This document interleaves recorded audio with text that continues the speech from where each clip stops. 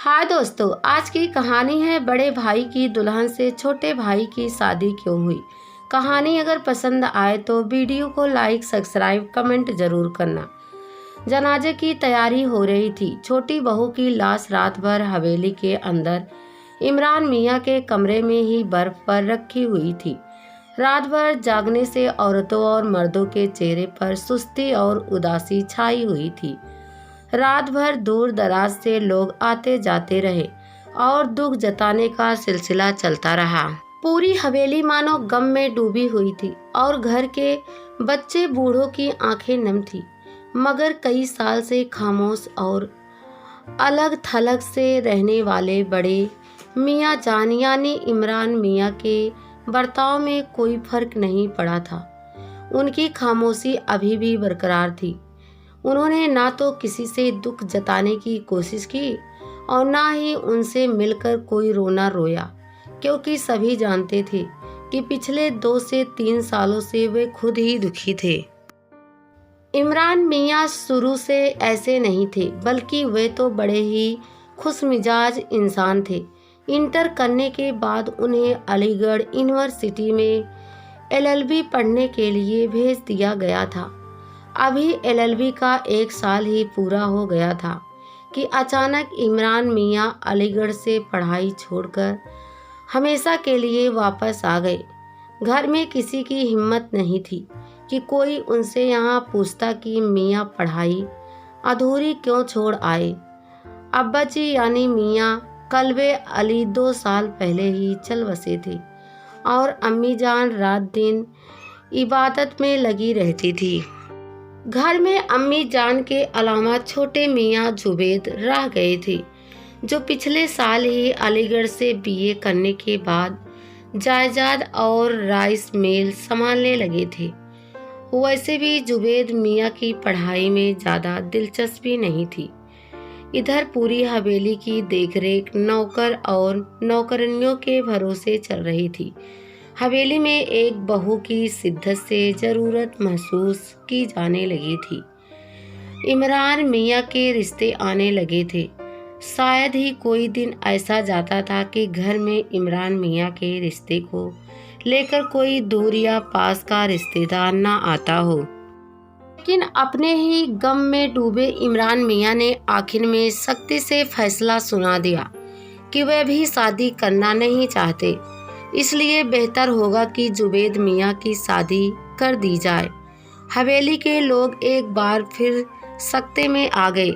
कानाफूसी होने लगी कि इमरान मियाँ अलीगढ़ में किसी हसीना को दिल दे बैठे हैं, मगर इश्क भी ऐसा कि वे हसीना से उसका पता ठिकाना भी ना पूछ पाए और वह अपने घर वालों के बुलावे पर ऐसी गई कि फिर वापस ही ना लौटी। उन्होंने उसका काफ़ी इंतज़ार किया, मगर बाद में हार कर वे भी हमेशा के लिए घर लौट आए। बरसों बाद हवेली जगमगा उठी। जुबैद मियाँ की शादी इलाहाबाद से हुई। छोटी बहू के आने से हवेली में खुशियाँ लौट आई थी। छोटी बहू बहुत हसीन थी, वे काफ़ी पढ़ी लिखी भी थी। नौकर चाकर भी छोटी बहू की तारीफ करते ना थकते थे। मगर इमरान मियाँ हर खुशी से दूर हवेली के एक कोने में अपनी ही दुनिया में खोए रहते। ना तो उन्हें अब कोई खुशी खुश करती थी और ना ही गम उन्हें अब दुख करता था। वे रात दिन किताबों में खोए रहते या हवेली के पास बाग में चहलकदमी करते रहते।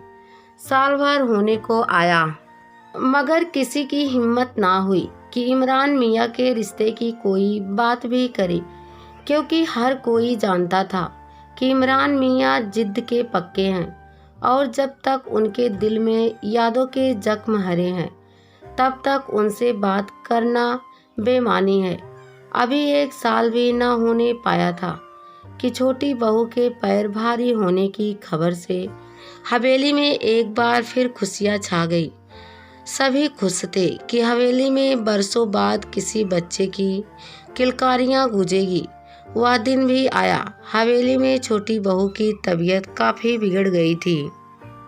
जैसे तैसे उन्हें शहर के बड़े अस्पताल में दाखिल कराया गया, मगर होनी को कौन टाल सकता है। सो छोटी बहू नन्हे मियाँ को पैदा करने के बाद ही चल बसी।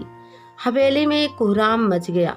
किसी ने सोचा भी नहीं था कि जो छोटी बहू हवेली में खुशियाँ लेकर आई थी वो इतनी जल्दी हवेली को वीराना कर जाएंगी।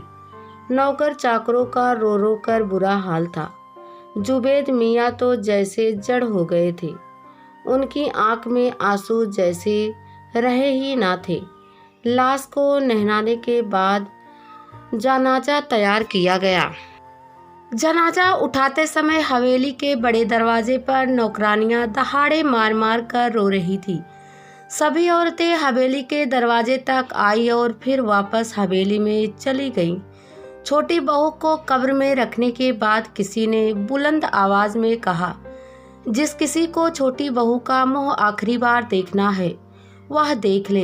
इमरान मियाँ कब्रिस्तान में लोगों से दूर पीपल के पेड़ के पास खड़े थे। उनके दिल में भी ख्याल आया कि आखिरी समय में छोटी बहू का एक बार चेहरा देख लिया जाए। आखिर वह उनके घर की बहू जो थी। कब्र के सिराहने जाकर इमरान मियाँ ने थोड़ा झुककर छोटी बहू का मुंह देखना चाहा। छोटी बहू का चेहरा बाई तरफ थोड़ा घुमा हुआ था। इमरान मियाँ ने जब छोटी बहू के चेहरा पर नज़र डाली तो वे बुरी तरह तड़प उठे। दोनों हाथों से अपना सीना दबाते हुए वे सीधे खड़े हुए। उनकी आंखों के आगे अंधेरा छा गया। उन्होंने सोचा कि अगर वे जल्द ही कब्र के पास से नहीं हटे तो इस कब्र में ही गिर पड़ेंगे।